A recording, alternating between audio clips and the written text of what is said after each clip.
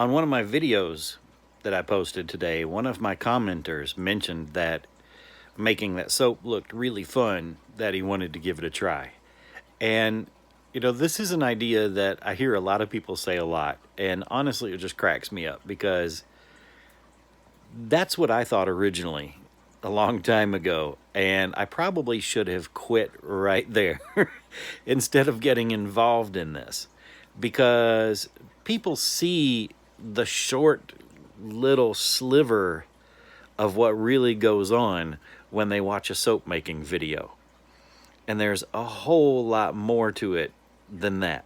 Like, for instance, just even after you make that, there's tons of preparation before that. Tons of preparation before you make the soap that you put on video.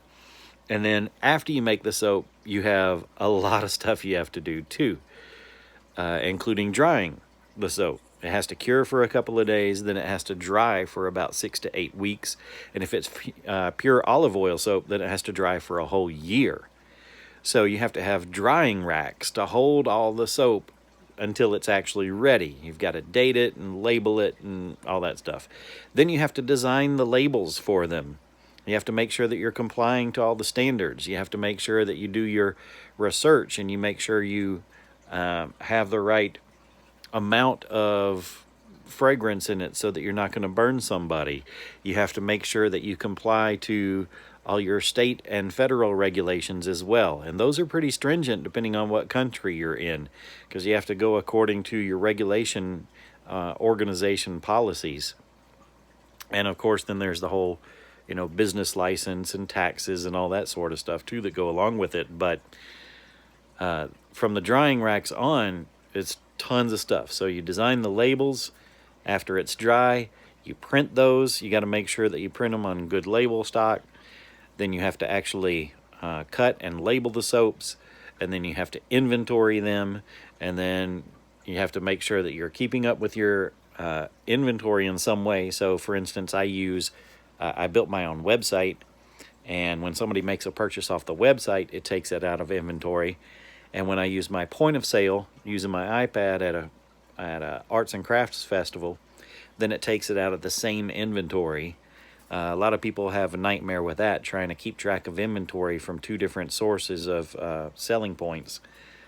But, there's so much that goes on in addition to just that 8 minutes you see in a soap video. So I figured I'd take you on a little tour and give you a little bit of a peek of some of the other stuff that we do. We'll start with the drying racks. So you want to see what one of my drying racks looks like? Okay, so here it is. This is one stack of my drying racks. I have a couple more racks on a shelf above my refrigerator. As you can see, there's, besides the bottom one that has wheels, every other rack is packed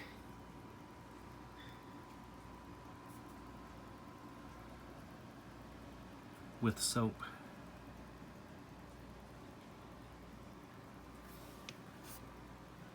There's the Gryffindor. Then I also have these two large totes, which hold 4 of those containers in each one.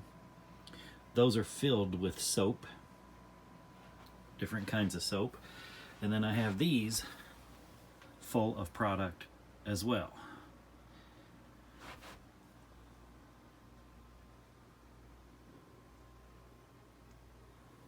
And yes, they're all full of product.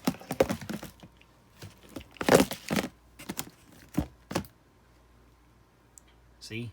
Filled with soap. So now you've seen what my drying racks look like. They're pretty full, and I have a whole nother production schedule planned. This is my production schedule. So I have restock and some new regular soaps that I'm going to carry. I need to make some coconut lime verbena and fig lychee and love spell, and some little duck soaps, and a happy camper, gray shade, sunshine energy, lavender lovers, pine tar. And then I also need to make some infusion soaps, lemon thyme, with pumpkin seeds, rosemary, dandelion, plain Jane. I also have to make some more Hufflepuff, Slytherin, and Ravenclaw soap because I made 2 double batches of Gryffindor already. And then for the holidays, look at this list. That middle section is the holiday list. Everything from fairy fantasy down to lingonberry spice. Those are all the holiday list. That's my production list for this month. I've got to finish it this month. And I kept adding stuff like Star Trek and Halloween rounds and stuff like that. And I'm knocking them out though. Got to get on it.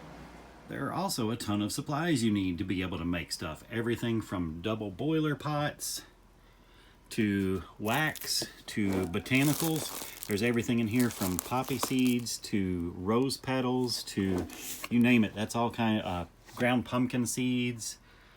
There's all kinds of other additions you need, like maybe loofahs to make loofah soaps. You need all kinds of other equipment. You need bottles. You need for kids soaps. You need all kinds of toys that get added to soap cupcakes and stuff like that. You need all kinds of containers to be able to package your products. You need all kinds of clays, a couple of different chemicals so that you can accomplish your goals. Even if you are making natural stuff, it still takes chemicals. There's all kinds of books you need. There's all kinds of molds you need. There's boxes that you have to stock up on and paper bags. There's shredded filler.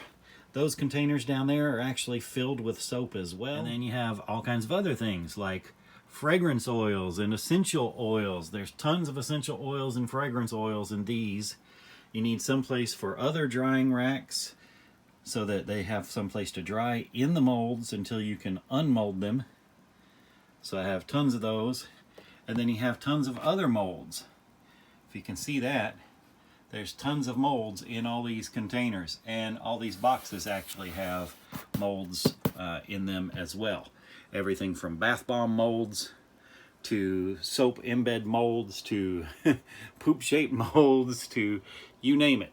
And those molds are how you get the different shapes of different things, like my pumpkin patch soap that have the little pumpkins on top. Then there's a mold where I can actually pour the soap into the pumpkin molds to get those cute little shapes that I can put then on top of a bar of soap. So I have to make the little pumpkins out of soap first, wait for those to dry, wait for those to be solid enough that I can unmold them, and then I have them to put on top of the other soap that I make.